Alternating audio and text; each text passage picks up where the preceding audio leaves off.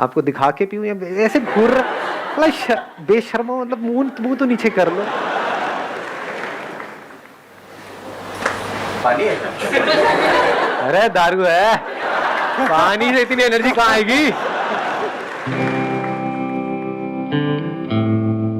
मेरा sir question बहुत simple सा है, वो सबकी प्रॉब्लम का एक ही क्वेश्चन है। सर खड़े हैं यहाँ पे, हम सब इनसे ही सुनने आए हैं, तो ये सारी प्रॉब्लम ये फेस करके बहुत आगे आ चुके हैं। तो एक कॉमन सा क्वेश्चन है जो मैं एग्री करता हूँ कि सब उस पर एग्री करेंगे कि आप इतनी एनर्जी लाते कहाँ से हैं? What is the source of your energy? कितने चाहते हैं ये हो आज के सेशन का टॉपिक? नहीं, सबको उठाना है। देखो भाई खुल्लम खुल्ला गुंडागर्दी हो रहे हैं यार। हमारे अंदर से ही एनर्जी निकलती चली जाए और उसके रुकने का कोई तरीका ना हो। जैसे एक है, अगर मैं एग्जांपल से बताऊं, ये लाइट्स हैं यहाँ पर, इन सब के स्विच है। स्विच किसी ने ऑन कर दिया, ऑफ कर दिया। ये स्विच किसके हाथ में है? दुनिया के हाथ में है। और मजे की बात क्या है, यहाँ पे एक लाइट का एक स्विच होता है। अगर आप उस लाइट की तरह हो तो आपके 100 स्विच हैं या 1000 स्विच हैं, जितने रिलेटिव्स हैं सबके हाथ में स्विच है। किसी ने भी एक स्विच दबाया, ऑफ हो गए। फिर ऑन होने के लिए क्या करते हो? मेरी वीडियोस देखते हो। सर कुछ ऐसा कर दो कि मजा आ जाए, अंदर तक सुरसुरी छूटे हमारे अंदर तन बदन में। हाँ,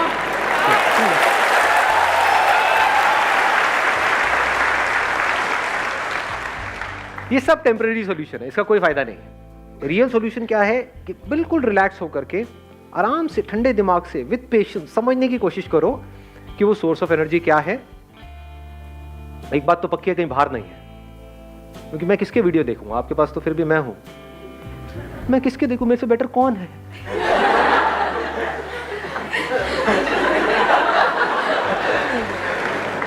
मेरा जो सोर्स है वो बाहर नहीं है, ये बात तो पक्की है। तो वो सोर्स अंदर ही है। और अगर वो सोर्स हमको समझ आ जाए तो फिर क्या फर्क होगा? एक तो है कि हम एक ऐसी लाइट बने जिसके अनलिमिटेड स्विचेस हैं और वो दुनिया के हाथ में है। ऑफ हो गए, फिर वापस से थोड़ी देर में ऑन हो गए, फिर ऑफ हो गए, फिर ऑन हो गए। एक तो ये तरीका है जीने का। एक है जस्ट लाइक सन, उसका कोई स्विच है क्या? उसको ऑफ करने का कोई तरीका है? कोई तरीका नहीं है। अब आपको एक बहुत मजेदार बात बताऊंगा जो I am not too sure आप कितना उसको डीपली समझ पाओगे, बट हो सके तो समझने की कोशिश करना। आपको सूरज बनना नहीं है, आप सब सूरज ही हो। मतलब आप में, मुझ में और दुनिया के किसी भी इंसान में कोई फर्क नहीं है, रत्ती भर भी। और ये आप मेरी आंखों में देख सकते हो कि मैं सच बोल रहा हूं या is it just a pep talk? You understand what a pep talk is? Pep talk means कि भाई कोई बंदा परेशान है, उसको बोल रहे हैं नहीं नहीं सब ठीक हो जाएगा, सब ठीक हो जाएगा, जबकि हम खुद उस सिचुएशन में होंगे तो हमारी लगी बड़ी होगी। हाँ है, तो this is just a pep talk. किसी को बोलने के लिए कि कोई मर गया है, नहीं नहीं सब ठीक हो जाएगा, जो आया है वो जाएगा, तू जाने के लिए तैयार है? नहीं नहीं, it's not a pep talk. बहुत ही डीपर लेवल से आपको कुछ बोल रहा हूं, हो सके तो इस बात को अपने अंदर तक जाने दो। आपको सूरज बनना नहीं है, सूरज के जैसा बनना नहीं है, आप वो ही हो। अनलिमिटेड आपके अंदर एनर्जी भरी पड़ी है, अनलिमिटेड पोटेंशियल है, इन्फिनिट पॉसिबिलिटीज हैं, लेकिन सिर्फ अपने थॉट के लेवल पे आप छोटे होते चले जा रहे हो। एज किड्स आप सब में कितनी एनर्जी थी या नहीं थी? बहुत थी। कुछ फर्क पड़ता था? कभी किसी से लड़ाई हो गई, झगड़ा हो गया, ये हो गया, वो हो गया, मतलब चलते ही चले जाते थे। घर वाले इतना कहते थे मत तोड़ना मत तोड़ना, नहीं तोड़ ही देते थे। नहीं सुनते थे किसी की? ना जी, मतलब कमाल की एनर्जी थी। तो अब वो क्या है ऐसा जो हमारी एनर्जी को खींच लेता है? मजे की बात क्या है, वो हम सबको पता है। जो दुखी है, डिप्रेस्ड है, एंशियस है, परेशान है, उसमें एनर्जी की कमी है। एनर्जी है भी तो नेगेटिव एनर्जी है, लड़ने मरने को तो तैयार है, बट उसको बोला जाए कोई कंस्ट्रक्टिव कहाँ है? नहीं नहीं नहीं। तो ये पॉजिटिव कंस्ट्रक्टिव एनर्जी हमारे अंदर से कहां से आती है? क्रिएटिव एनर्जी हमारे अंदर कहां से आती है?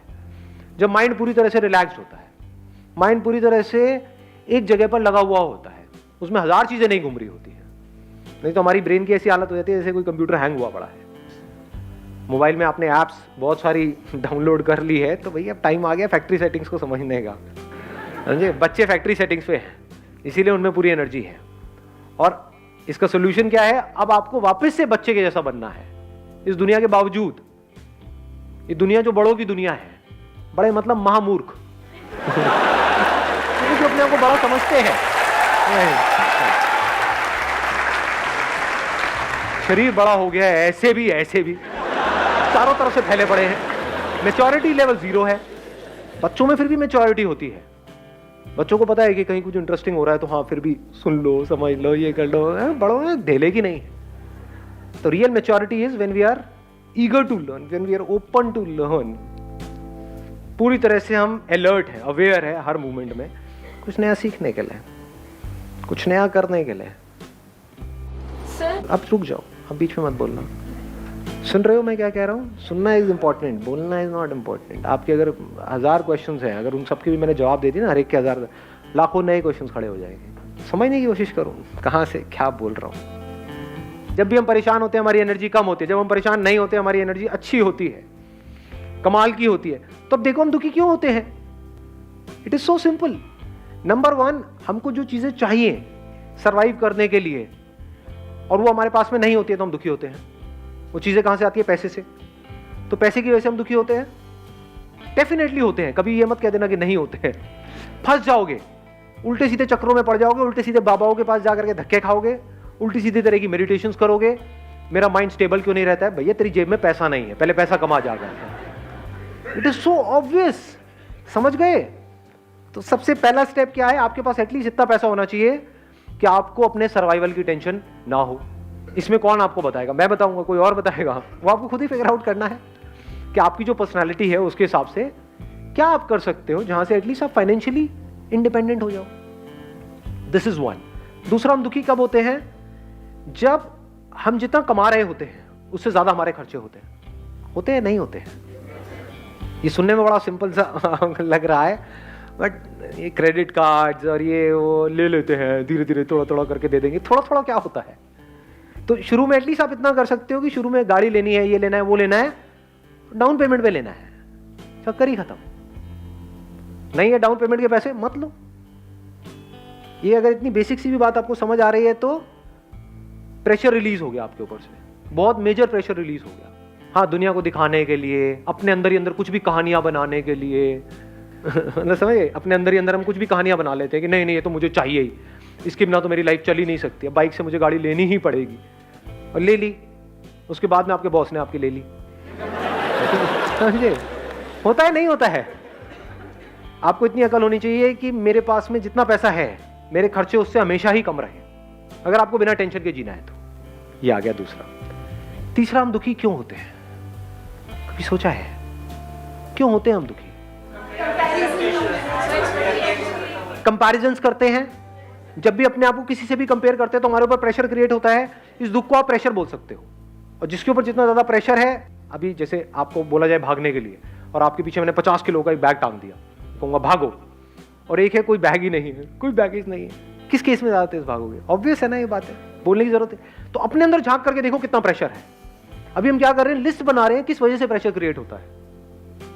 नंबर 1 पैसे की कमी से, नंबर 2 खर्चे ज्यादा होने की वजह से, नंबर 3 अपने आप को कंपेयर करने की वजह से। चाहे आप किसी से भी कंपेयर करो, प्रेशर क्रिएट हो जाएगा। और प्रेशर ये मत समझना कि सिर्फ जब आप अपने आप को किसी ऐसे बंदे से कंपेयर करते हो जो आपसे ऊपर है तब आपके ऊपर प्रेशर क्रिएट होता है।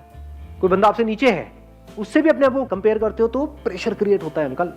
क्यों? क्योंकि अब आपकी वॉट लगेगी ये सोच करके ही कि अगर वापस से मुझे उस लेवल पर डाल दिया तो पता नहीं क्या हो जाएगा। आपके ऊपर प्रेशर क्रिएट होगा कि वो बंदा मेरे से आगे निकल गया तो पता नहीं क्या होगा, इसने मेरी कुर्सी ले ली तो पता नहीं क्या होगा। ये सब प्रेशर्स है, ये आपकी एनर्जी को खत्म करते चले जाएंगे। अपने आप को अपने दोस्तों से कंपेयर करो, ये करो, वो करो। तो comparison of any kind is pressure. ये तब आप समझ सकते हो जब बड़े रिलैक्स होकर के अपनी ब्रेन को आप ऑब्जर्व करते हो। जब आप बोलते हो मैं टॉपर हूं, तो क्या होता है? क्या प्रेशर सिर्फ उस पर क्रिएट होता है जो बॉटम पे है, या टॉपर पे भी क्रिएट होता है? समझ आ रही है मेरी बात है? तो इतनी हमारे अंदर अकल होनी चाहिए, हमको आगे बढ़ने के लिए लाइफ में अपने आप को किसी से कंपेयर करने की जरूरत नहीं है। अपने पोटेंशियल को पहचानना है, उसके हिसाब से आगे बढ़ना है। किसी के जैसा नहीं बनना है, चाहे वो कोई भी हो, कोई भी फन्ने खाओ, उसके जैसा नहीं बनना है, अपने जैसा बनना है। और बताओ, और प्रेशर किस वजह से क्रिएट होता है? एक्सपेक्टेशंस। अब एक्सपेक्टेशंस क्या है? सिर्फ एक लाइन में बोलूंगा जिसमें आपकी सारी एक्सपेक्टेशंस कवर हो जाएगी। ये जो दुनिया है जैसी है मुझे पसंद नहीं है, मैं चाहता हूं ये ऐसी हो जाए। यही तो है एक्सपेक्टेशंस, और क्या है? और जब भी आप इस तरह से एक्ट करते हो, यानी कि कोशिश करते हो उनको बदलने की, तो अगर वो बदल भी गए तब भी आप हारने वाले हो इस रास्ते पे चल करके। क्यों? क्योंकि आपकी साइकी में क्या बैठेगा, आपके सबकॉन्शियस में क्या बैठेगा कि मैं बदल सकता हूं। अगर मैं इसकी एक हैबिट बदल सकता हूं, जैसे फॉर एग्जांपल जो हस्बैंड वाइफ है उनकी प्रॉब्लम की शुरुआत कहां से होती है? हस्बैंड कुछ बोलता है अपनी वाइफ को करने के लिए कि तुम्हें करना ही पड़ेगा, मान लो पल्लू करना ही पड़ेगा, वो कहती है चलो कोई बात नहीं, एक ही तो बात है, कर देती हूं ना। उसने पल्लू किया, अब आपको क्या लगता है वो हस्बैंड वहीं पे रुक जाएगा? वो क्या कहेगा? अब तुम्हें रोज सुबह उठ करके पैर भी छूने होंगे, रोज सुबह उठ करके मेरी आरती भी करनी होगी, रात को मेरे पैर भी दबाने होंगे। फिर एक दिन ऐसा आएगा वो गला दबा देगी अपना। अब इसमें नुकसान किसका हो रहा है? ध्यान से समझना, क्या सिर्फ उस लड़की का हो रहा है या इसका भी हो रहा है, लड़के का भी? ये देखने के लिए बड़ी समझ चाहिए। इसका भी हो रहा है, क्योंकि जब अलग होंगे तो दोनों को दुख होगा ना। उसको इतनी, मान लो उसकी 100 एक्सपेक्टेशंस पूरी करने के बाद में उस लड़की ने रिवोल्ट किया, तो उसको दूसरी ऐसी लड़की कहां से मिलेगी जो उसकी 100 एक्सपेक्टेशंस पूरी करे? दूसरी शादी करेगा तो वहां पे तो कान के नीचे पड़ेंगे घुमा करके। समझ पा रहे हो क्या हो रहा है? तो वो बंदा फंस गया ना, उसको आदत पड़ गई अपनी एक्सपेक्टेशंस पूरी करवाने की, और जब उसने रिवोल्ट किया तो अब इसको समझ ही नहीं आ रहा मैं क्या करूं। तो समझदार तरीका क्या है लाइफ को जीने का? सबसे समझदार तरीका, जहां से बिना किसी प्रेशर के आप जी रहे हो, ये दुनिया जैसी है परफेक्ट है, तो कुछ भी नहीं बदलना है इस दुनिया के अंदर। Nothing needs to be changed, nothing needs to be touched. जहां आपने किसी भी चीज को छुआ अपने माइंड के लेवल पे, एक्सपेक्टेशन वाइज, आपको दुखी होने से दुनिया की कोई ताकत नहीं रोक सकती। अपने आप को मेरी जगह पे रख करके देखो, अगर मेरे अंदर हल्की सी भी एक्सपेक्टेशन आई कि आपको समझ आना चाहिए कि मैं बोल क्या रहा हूं,